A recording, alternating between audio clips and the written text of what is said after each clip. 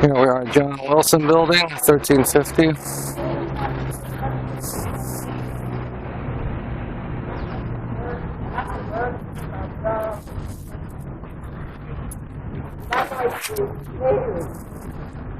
I just want justice for all of the deceased because they cannot speak for themselves. They do not get to go in. My son would have turned 18 years old April the 4th of this year.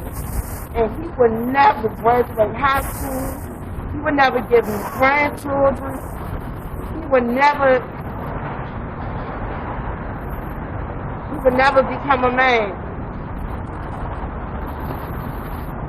This is hurtful. How could you even consider thinking about giving these people a chance to come out here and be on the streets? Prison does not rehabilitate. It teaches institutionalization. That's what prison does.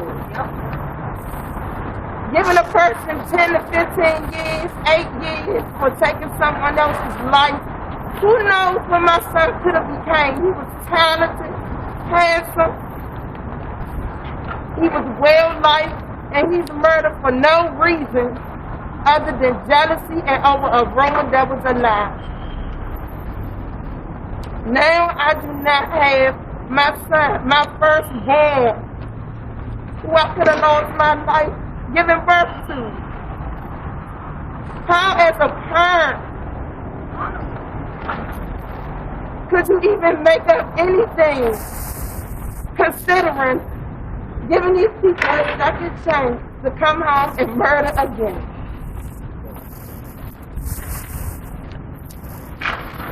The person who murdered my son gets to go on about his life, gets to have children. He's 18 years old. We haven't even been to court because of this situation right here. And how do you give a murderer house arrest? This person stalked my mother to her home where she had to move after my son was murdered. Who knew that he was wanted for murder and did not turn himself in.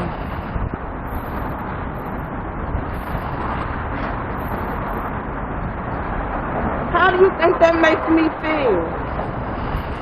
I'm out here raising another child who's asking me if he's going to die too. And they could make up a bill, even considering passing a law to give these people a second chance to do it again. Mayor Bowser, please veto this bill. You have to speak for these people who do not have a voice. Please, you are a mother. You are a mother now. Please put yourself in my situation and think about if it was you raising your child, working, trying to give them the best life possible. No child is perfect. My son wanted to have friends, and he is gone. Please veto this bill.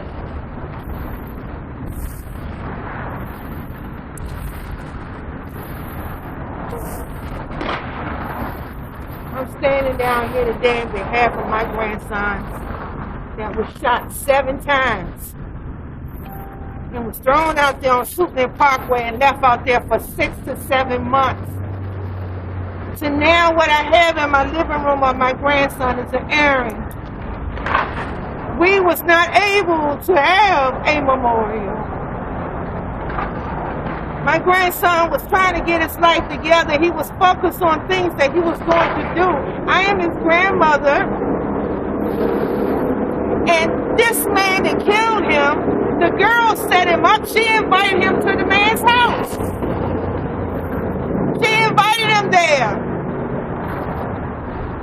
And she said nothing about what happened to him.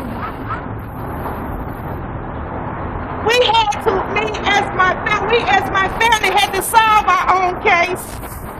He was missing.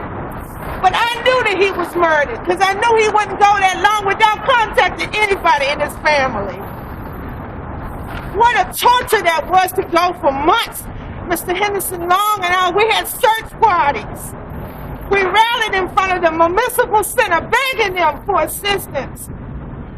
This murderer stands in the courtroom when we find him and they nails him.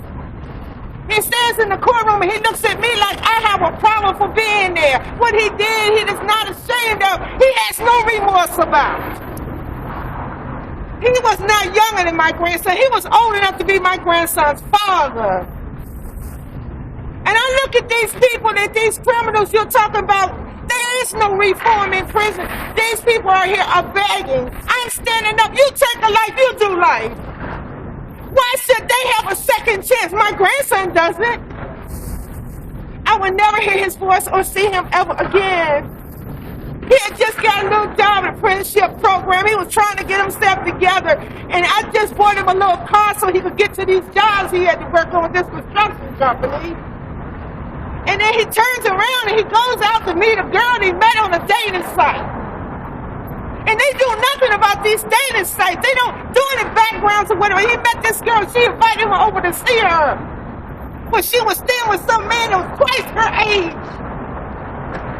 And he killed my grandson. He came home early and shot up my grandson.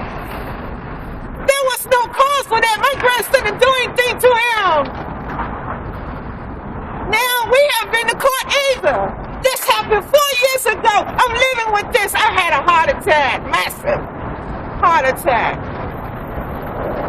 Now my body is going down. I'm suffering with illnesses. I got high blood pressure. I'm on all kind of medication because I cannot live with the fact of what these people did to my grandson, and they're still on the street, going on with their life. The man is in jail, but the girl is still walking the streets. She saw everything that happened. She told me because I communicated with her on Facebook. I did. I wanted her to tell me where my grandson was in those 7 months.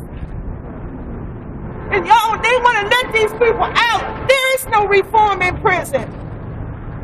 These killers, they manipulate the system to come out and do the same thing. And what he did to my grandson, he can do to somebody else if you put him back on the street. You take a life, you should do life. That's how I feel. And I will fight for that, and I'm fighting for that, and I'm marching for that, and I'm rallying for that. I'm asking everybody that's got a victim that's been murdered that want to fight to change these laws, that we need to stand together and fight. Things need to change. You know, that you're sending the wrong message to the killers. If they know they can get out and play this game and get out, the defense attorneys are doing everything they can to win these cases and make a name for themselves. They could care less about the victim unless it happened to them. How can Mayor Bowser? I talked to Mayor Bowser. She knows about my grandson's case. It was a case that kind of rubbed her wrong. She told me well, nothing she could do because she wasn't a state. Until they could get state laws and nothing she could do. But then you'll turn around and I see her pass laws or help laws get passed. Now she gonna help this? She's not gonna do nothing to stop this. She's gonna let killers back on the street. A baby, 1.5-year-old baby just got killed. A baby! How much more bloodshed do we have to see before we see that something has got to change out here? We can't keep getting political and going the wrong way and forget about lives. Lives are the most important thing we have in this world. Without a life, you have nothing. I miss my grandson. I'm going to keep fighting for him. I don't know how long it's going to be before we get to this trial. Okay? I don't know how long it's going to be, but I don't know how far I might have gone down. But if I had to roll myself there in a wheelchair or in a hospital bed and I had to get them to bring me there in an ambulance, I'll tell you one thing, I'm going to keep on fighting and standing up till my grandson gets justice. He deserves justice. He was doing nothing wrong but going to see a girl and lost his life. Somebody that can do something so heinous as that.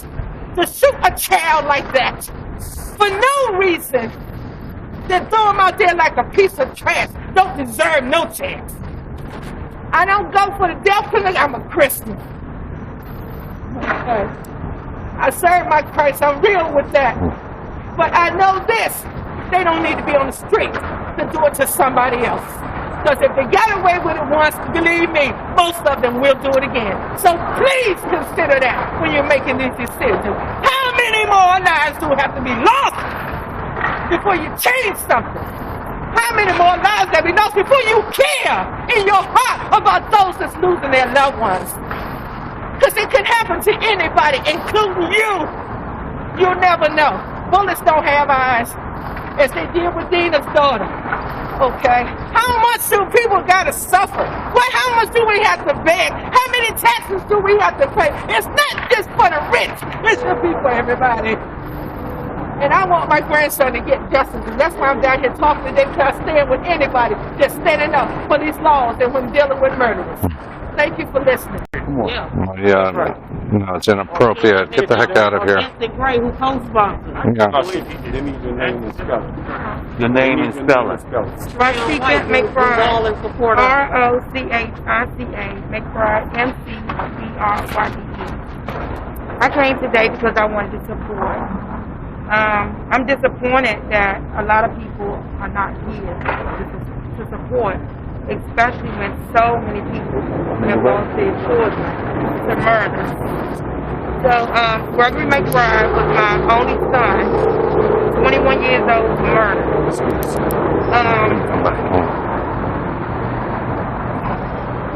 May 1st, 2015, I heard a shot, and that night, my son got shot once in the chest, and my son died. From May 1st, 2015, I've been very angry. I've been very bitter. I've been very mad about a lot. Then to hear that they want to release people from prison that murder, I have a major problem with that. And I do believe in life for life and death penalty. That's what I believe in. Because you killed my only son, my son. I heard those shots that took my son away from me. I could never see my son. My son could never be a part of a wedding. Never anything. He's gone for a lifetime. I don't think it's fair for anyone. I don't believe in the rehabilitation because we don't know about that. Because like most, they do come out and repeat again. I mean, this is just devastating. I just don't have much to say. I just really wanted to support, and hopefully we can do this again and get this law changed. This is really bad. Thanks for inviting me out. Can I ask you a question here on Charles Allen? I'm DC Press. We have Charles Allen, who does everything to stop getting our guns off the street through defund the police. The MPD says they want to get guns off the street, but they're told that they can't because Charles Allen has halted that. What's your view of that? Because we have it in the Northeast, we have 167 homicides this year and growing, and we can't get the guns off our streets. Well, the first thing we have to do is... Yeah, you know, and we have Charles Allen who doesn't even bother to come down. We're all DC residents. Yeah. Why would he come down when he doesn't care anything about DC? We are citizens. I'm in Northeast, you're in Southeast. This is our city. He doesn't care. Charles Allen, see, this is why it's important to vote. They do things to get elected. Yeah. They'll promise you the world, the moon and the stars to get your vote. And then when they get in there, they renege on everything. But see, remember this. This city has a lot of gun violence and violent crimes, period. And Charles Allen wants to come between doing safety measures and keeping citizens safe. So guess what? Remember that when it's time to vote. Vote Charles Allen out. Vote all of them out that are not doing their jobs. But he's a white guy who lives in Capitol Hill. He doesn't live in Ward. He doesn't live in Anacostia. He doesn't live east of the river. I know he's a white guy. When you find him there, No, this is about us in D.C. Yeah. No, We know he's a white guy. For certain communities. Yeah. Like, I don't understand all of a sudden why he's with don't you go. I mean, I don't understand where that came from. Come up to the mic. I'm not understanding what's going on with him. And I directly asked him. I asked from the social media under one of his popular posts where I feel like he was pandering to a certain community. I asked him, why are you proposing this bill, to release these murderers? And he did not respond to me at all. I feel totally offended. I don't understand. So if you supporting Don't Mute DC and all this and that, a lot of the community members are victims to gun violence. What's going on? Let me tell you partly what's happening, and this is happening all over the country, and it's happening right here in DC. Anytime there's pre-development, we always see a serious spike in crime that does a couple of things. When there's enough crime, that scares some of the people out of that area. And that's not a way that the government's forcing them out, crime's forcing them out. Another thing that happens is that the remaining people that are there, some of them decide to sell and they dump their property. And after that, then you have developers and investors that come in that grab that property, pennies on a dollar. And this is what's happening right now. Ward 7 and Ward 8 is the last frontier in Washington, D.C. It took place in Trinidad. It took place on U Street in Northwest. In all of the areas of development, look at the crime that took place before that development took place, and you'll see the same thing happening right here, right now, in many different areas of the city.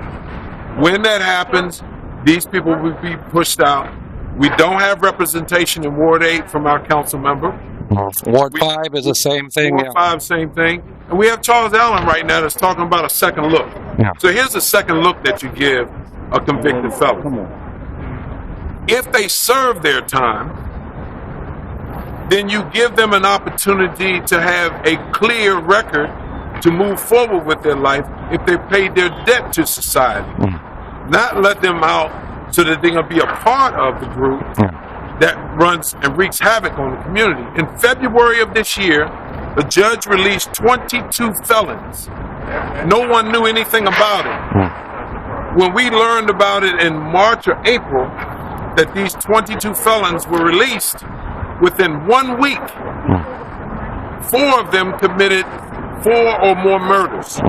Within 1 week. And this idiot has the nerve to say, reduce the sentence just because they were juvenile.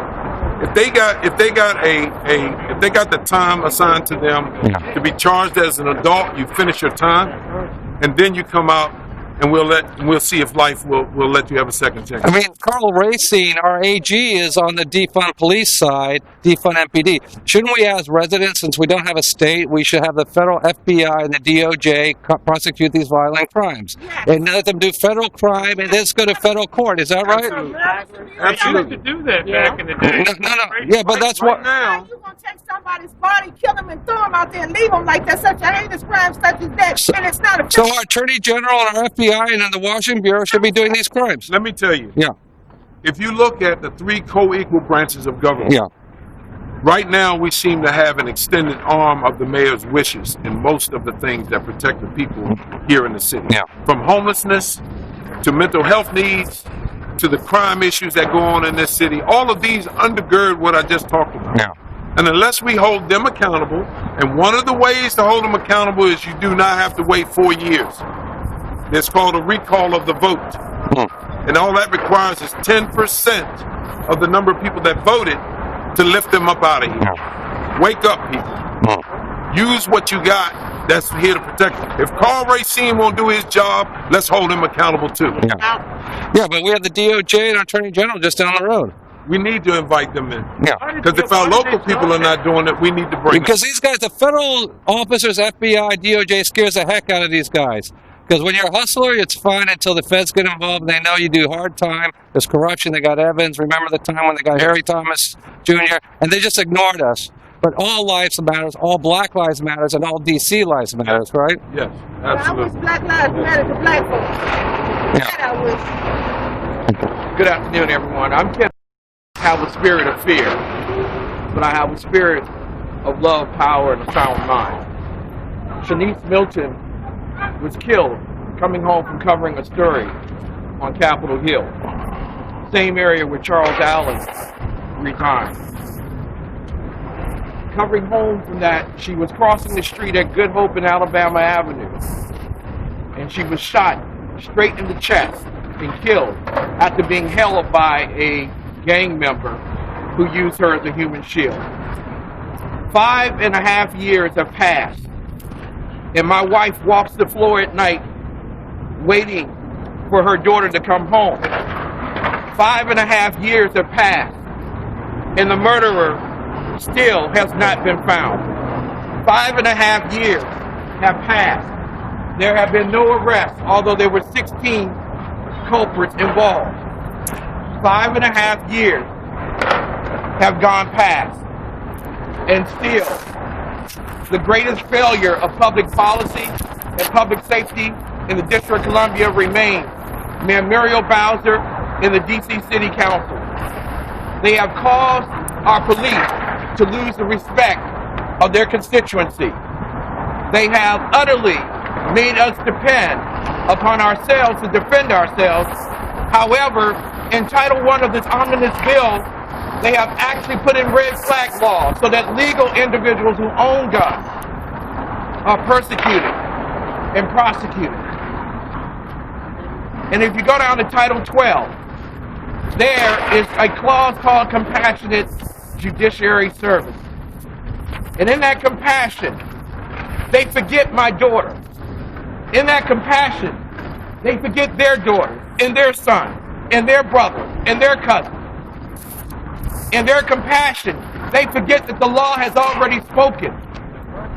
And now they have decided to supersede the law, to allow themselves to make judgment, not of the guilty, but of the innocent. This year, over 190 families have experienced the loss of life. 190. I say that again. Our closure rate for homicides has dropped from 95% in 2011 to less than 70% today. These families don't sleep. We don't sleep at night because there's no closure. The same people who do the crime redo the crime. The FBI reports that in the first 6 months of individuals to be released from the prison, 56.8% of them will repeat as offenders. And I want to ask you, Mr. and Mrs. DC, can you afford to lose your daughter? Right. Can you afford to lose your son? Can you afford to lose this city to hopeless crime and recidivism? Because some people believe that their ideology is more important than your child's life.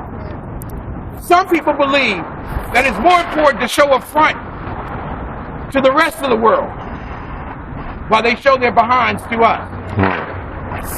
Ladies and gentlemen, in 5 years, the FBI reports that 78% of those people who are released from prison for violent offenses repeat themselves in doing it.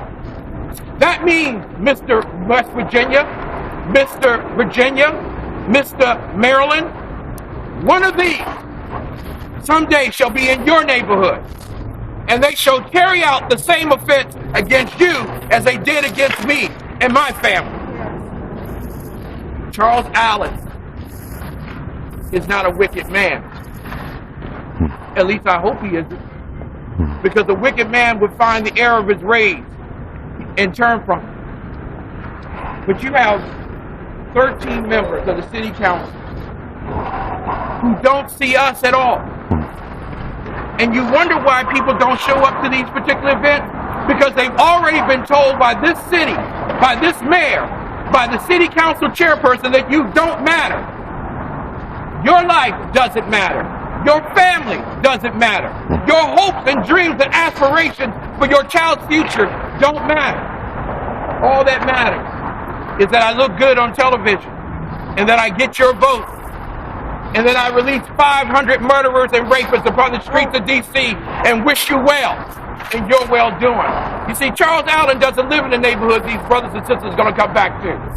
See, Charles Allen can walk down the street on 7th Street and have his bagel and have his coffee or his frappuccino, however way he wishes it. But in our 7-Eleven neighborhoods, of Ward 7 and Ward 8, people are dying on the streets every single day. People are dying. And I don't hear the mayor knocking on anyone's door. I don't hear the city council fighting for us. So ladies and gentlemen, for those who are sitting at home tonight, and you understand that you lost someone that you love and you are disappointed, you've given up because they forced you to give up. They don't call you anymore. The cameras don't go to your house anymore. Nobody asks you any more questions. Your baby is just another dead body in the cause of their injustice. I want to tell you tonight, get courage. Be faithful, be strong. Because your baby was worth it when that baby was alive. Your baby is worth it now that they're dead. Your baby needs you right now. You need to pick up the phone and you need to call 727-1000. You need to call the mayor's office. You need to call the city council's office. You need to make certain that you send an email. You send a text. All that matters is that you did one thing. If you did one thing for your child, you have done one thing for this city. And this city does not deserve to be punished by 500 murderers and rapists coming back into the community, unrehabilitated, unredeemed, and without hope or aspiration for the future. That's right. That's right. Right. All I can say to you is, I don't want to see you having to bury your child at the cemetery. I want to see you watch your child graduate from college. I want to see your child get married and have children and have a good life. But Charles Allen, Kenyan McDuffie, Trayon White, Vincent Gray, Mary Chang, and all the rest of them have only one intent: that you never see your child get to where they need to be. We care. We love you. Work day and night to make certain that this omnibus bill perishes on the floor. Pick up the phone. Believe it or not, your voice can make a difference. God bless you all, and good night.